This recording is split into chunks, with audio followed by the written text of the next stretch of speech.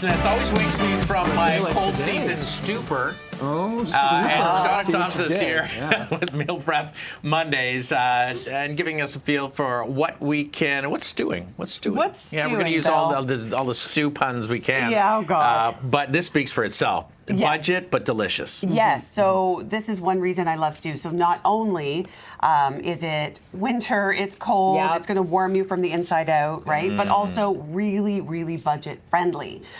So with this classic beef stew, this one is made in a slow cooker. So we have my heritage old slow cooker I here. remember this. Do you remember from that? last time? Yeah. You said it was from your grandmother? Yeah, yeah. just Retro, I really, love it. really, oh my God, and maybe even a little dusty. I love it. But this one I love because, I have a bigger one too that I cook a lot in, but if you're making something a little bit smaller, you can use a smaller. And if you have the time on low for longer, right? Exactly. So good. It makes your house smell amazing. But first, this classic beef stew. So what you need, and what I use for this one is only 1 pound of stewing beef. Okay. And so stewing beef you can find, in the beef aisle, and typically it is a tougher cut of meat. You're going to find there's some fat in there, maybe a little gristle, and all of those things that you wouldn't be able to cook quickly. But it's cheaper, right? It is so much cheaper. And I like to cut it into smaller cubes so the beef almost shreds throughout the whole thing, so you get that flavor throughout. Love it. I add a bunch of carrots, potato, parsnip, any root vegetables that you have that are going to be hearty and kind of hold their shape. Butternut squash is my favorite. Yeah, squash you can throw in there. And then I throw in a bunch of beef broth. I flavor it up with tomato paste, Worcestershire. Yeah, okay, I got it. Lots of salt and pepper. I throw in fresh thyme, or if you have just dried thyme, dried rosemary, all of those delicious flavors. Put it on low for 8 hours or more, or high for about 6 hours. So you can do this in the morning. I do like to sear the beef first. I find it really sort of locks in. My husband does that too. Yeah. And I toss in a little bit of flour. It helps thicken it up. If at the end of cooking you find it's still not thick enough, like a stew, it's more of a soup, you can make a a little slurry with some cornstarch and water and put that in, and it thickens it right Delicious. up. Right up. Beautiful. I didn't hear wine in there. So many flavors. Yeah, I mean, you could. Absolutely. You Or could put some balsamic. red wine. You could put balsamic vinegar. You can really make this your own.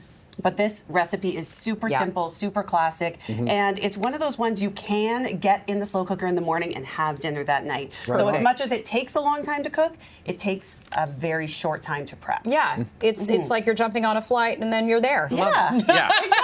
exactly. I like the wine thing because it's like one for you, one for me. Well, okay, we've also got a vegetarian one, sweet potato and chickpea stew. Yes, I love this one. So this happens on the stove. This is not a slow cooker one, but I love the flavors in here. You start with sort of, your onion and your garlic and all of that good stuff, and we have lots of sweet potato, carrots. There's chickpeas in there, and then I like to finish with broccoli, some either spinach, or I threw some kale in here because I had some kale. Nice. But I love this one, and also a can of coconut milk right at the end. Oh, is that what That's it is? what I'm picking up. Yeah, Okay. so a can of coconut milk at the end, and that really brings it all together, makes it nice and thick. And this is a great one for if you have friends that are vegetarian, you can use a vegetarian broth.